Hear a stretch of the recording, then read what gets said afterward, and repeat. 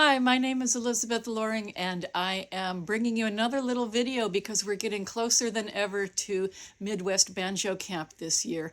If you're watching this video when it's new, 2026, camp this year is June 11th to the 14th in North Manchester, Indiana, and we are going to have our usual wonderful time spending a lot of time singing and talking about singing and thinking about singing.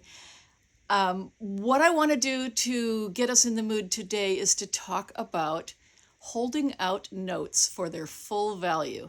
And this is a thing that just about everybody could stand to work on, myself included, myself especially. It's a hard thing for me to hold a note out there in the air and let it ring. And I'll talk about a couple of reasons for that. But I want to mention that in bluegrass, particularly, it's very important. It's a very important part of the vocal sound to vary the lengths of the notes. Think about a fiddler playing a fiddle tune. They're going to be playing little short bursts of notes, little short bow movements, and then followed by a real long bow. That's part of the signature sound of bluegrass. So the vocals tend to follow along those same lines. Da da da da da da da da da da. And if you shorten that up and make each note about the same length, it just changes the sound of the music. So let's say you're singing something like, "Are you tired of me, my darling? Did you mean those words you said?" You've got the short notes, the long notes. You want to hold those long notes out the full count and not get off of them too soon. You don't want to be going, "Are you tired of me, my darling? Did you mean those words you said that have made me yours forever?" No, you want to sing, "Since the day that we were wed." Make sure you hold those out. Some reasons why you might be tempted not to and not even really realize you're doing it. One is it's scary. It's scary to hold a note out there, especially a high note, and listen to it ringing, and your impulse is screaming at you to get off of this note and move on to the next thing because you don't really want to hear yourself. That's a big part of what's going on with me. So part of it is getting used to your voice, making friends with your voice, and just toughing it out. Just make sure you hold those notes. The other thing that could be going on, though, and this is very common, is that you might be running out of air at the end of a note. And so you are really tempted to stop because you're going to need to gulp in another great big breath.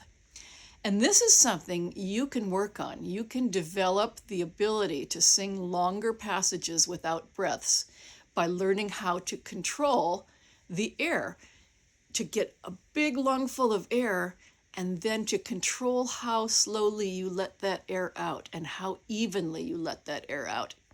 And here is one little exercise you can do to work on that. This is something in high school we used to do kind of competitively in Glee Club because I was that kind of Glee Club nerd.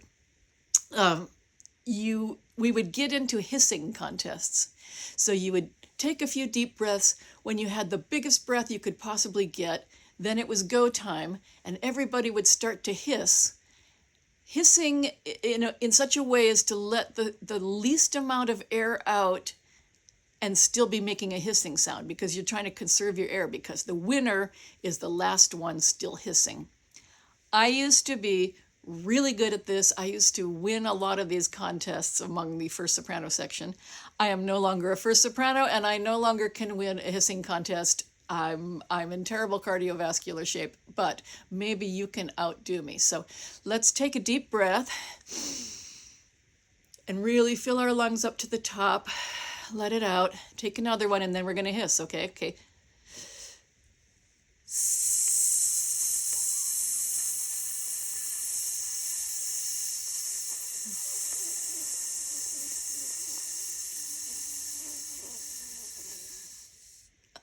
Okay, that was totally pathetic. I hope that you beat me.